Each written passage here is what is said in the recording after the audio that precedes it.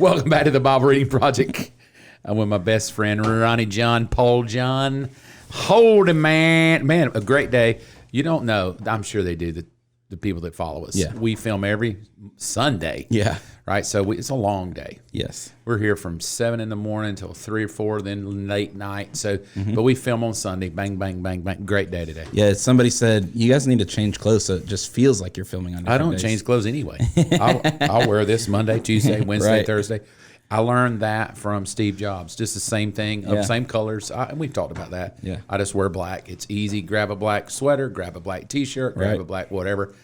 Out the door I go. So easy. Yeah, for sure. I haven't inspired you, though. You wear all kind of flannels and colors and whatever. Yeah. Hey, so let's just chat for a minute. Okay. Did the snowcalypse hit you? It sure did not. You know what's weird? I was hanging with a friend on Friday. Yeah. I left his house, which was toward Carrollton, blizzard snow. Wow. And as soon as I passed through Villa Rica, no snow. Wow. Like it was just a perfect line. Yeah. Even got up the next day to drive back into Villa Rica, zero snow, and then this all of a sudden snow everywhere. That's crazy. Like just a solid line. It was weird. That's wild. I never seen it like that. It's strange. So this week we're doing something different. Yes. We're going to do a chapter a day. Okay. Speeding it up a Bang, little. bang, bang, bang, bang. We're 10 minutes in. Yeah. We got about 8 minutes, but everything good, all going well. Yeah. Got any predictions this year politically? What's going to happen? I keep hearing landslide. I don't even know what that means, but you got any political? Because this chapter is all about the end of the world. Yeah. I think there's going to be a mudslide. I mean, not like in a physical way, but like a mudslide. Like, have you ever had a mudslide ice cream? Mm-hmm. Because Joe Biden loves ice cream. So I'm saying mudslide. Okay. Because It's going to be an interesting year for sure. But Matthew 24. You ready? Yeah, it's a good one. It's a good one. It's thick. So let's jump right in. It's 51 verses long. So if you're reading along with us, read it today. All 51 verses. But the entire chapter, I want to ask you a question. So I'm going to dig deep Okay. and ask you a big question about the entire chapter. But I'm going to read it and then we'll jump in. Ready? As Jesus was leaving the temple grounds, his disciples, verse 1 of Matthew 24, pointed out to him the various temple buildings. But he responded, "Do you see all these buildings? I tell you the truth, they will be completely demolished, and not one stone will be left on top of another." Nice. Later, Jesus sat on the Mount of Olives, and his disciples came to him privately and said, "Tell us, when will all this happen? What sign will be the signal your return at the end of the world?" And Jesus told them, "Don't let anybody mislead you. For many will come in my name claiming I'm Messiah, and they'll deceive many. And you'll hear wars and rumors of wars, but don't panic. Yes, these things must take place, but the end won't follow immediately. Nation will go to war against nation, kingdom against kingdom, and there will be famines and earthquakes in many parts of the world. But all of this is only the first of the birth pangs, with more to come. And then you'll be arrested, persecuted, and killed. You'll be hated all over the world because you're my followers. And many will turn away from me and betray and hate each other. And many false prophets will appear and will deceive many people. Sin will be rampant everywhere, and the love of many will grow cold. But the one who endures to the end will be saved. And the good news about the kingdom will be preached throughout the whole world so that all nations will hear it. And then the end will come. Yeah. You think we're at the end? I think we're definitely close to it. Why? Because every generation, in my opinion, every generation has always felt like this is the end. Yeah. Like he's coming, he's going to come now, and then we've got, oh no, he's coming now, and now it's 2022. Right. He's coming, man. Yeah. He's got to come, right? Right. Oh, it's bad. It's Yeah. worse than it's ever been, right? Right. So give me your opinion on the end. Yeah. Well, I mean, definitely there's a lot of these checks that we can check, like the wars and rumors of wars. Always been. Right. Always been. The earthquakes and all of the things that go on in the world. But Those are increasing, by the way. yeah. Did you know that? I did. Statistically, more earthquakes now recently than ever before in the history of the world. Yeah, like that. There was a threat of, I don't know if it happened, but the threat of tsunami in I the like Pacific. that tsunami. Tsunami. Yeah, that was a Sounded good one. to me. Right, it does Don't sound ever good. say it the right way again. Yeah, tsunami. Tsunami. Sounds great. Like on the western side of the Pacific Ocean. And all of those things. But I think the biggest thing is like, the last 2 years with COVID and all of that. I think there's never been something like that that's been worldwide. Okay. And I think that's probably the biggest difference. Sure. Compared to World War I, World War II, and, Okay. and different things like that. I think there's nothing been so unanimous Right. about how the world is today. Why do you think such a paradox from what Jesus says the end versus what we scientists say, that the end of the world is going to be global warming?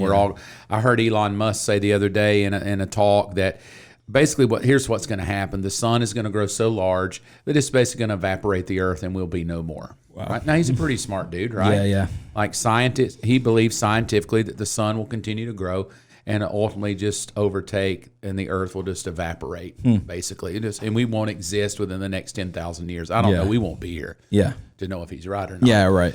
But so the way the Bible teaches it's happening in the end versus the way we joke and a lot of people believe is that here's how it'll end. Aliens will come and take people away. Climate change is going to happen, right? Yeah. And the world is going to, or we're going to just self-annihilate ourselves because we're going to run out of food. Right. And we're just going to die off. The big conspiracy this year is that Bill Gates is killing everybody off. He's vaccinating people because he's going to get rid of most of the population. About 90% of the Earth's population gone. They want to get it down to about a billion or less, 500 million. So those are all the conspiracies. But you read the Bible, and what you find in the Bible is that the end is not a conspiracy.